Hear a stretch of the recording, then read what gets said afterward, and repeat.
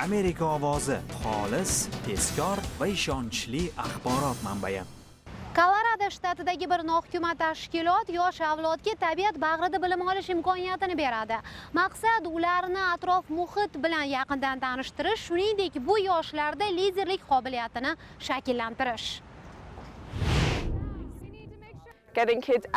Ochiq havoda ishlashga o'rgangan bola tabiatni ardoqlaydi. Atrof muhitni bilsa, tushunsagina odam qadriga yetadi-da. Cottonwood institut tashkilotining vazifasi ham shu.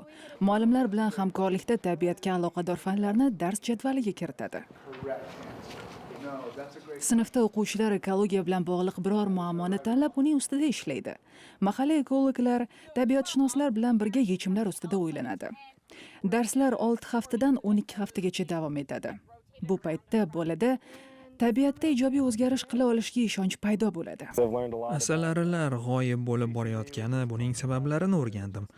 Gaz qazib olishning fracking usuli va suvning ifloslanishi haqida ham bilimim oshdi. Bolalar oziq-ovqat isrof qilinishiga qarshi choralar ustida ishlayapti.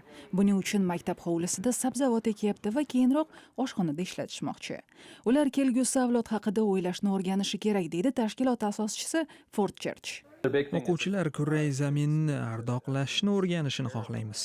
Ko'chada ketayotib odamlar axlatni shundoq yo'lga tashlaganini ko'rasiz. Holbuki siz bilan biz yuramiz o'sha ko'chada, bolalar o'ynaydi.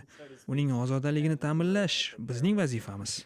O'quvchilar bir narsani anglay boshlaydi. Tabiatni asrash insonning oliy burchi. Sayyoramizga juda katta ziyon keltirar ekanmiz. Avvaliga bu ziyonning oldini olib bo'lmaydi, qo'limdan kelmaydi deb o'ylar edim.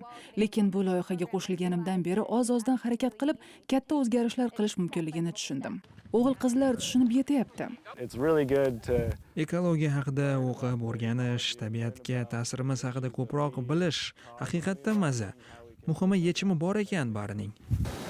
10 yildan oshiq faoliyat ko'rsatayotgan Cottonwood institut tashkiloti o'tgan yili 415 bolaga bilim berdi. Denverdan Paula Vargas, Washingtondan Nasiba Tohir. Amerika hayoti va siyosati bilan bog'liq muhim yangiliklar, shuningdek Markaziy Osiyodagi o'zgarishlarni biz saytimiz amerikaovozi.com, shuningdek ijtimoiy tarmoqlardagi sahifalarimizda yoritib boramiz. Siz bilan xayrlashar ekanman. Har doimgidek ijodiy guruhimiz nomidan sizga tinchlik, xotirjamlik, oilangizga baraka va xushxabarlar tilab qolaman. Washingtondan men Navbahor Imamova. Yaxshi dam oling.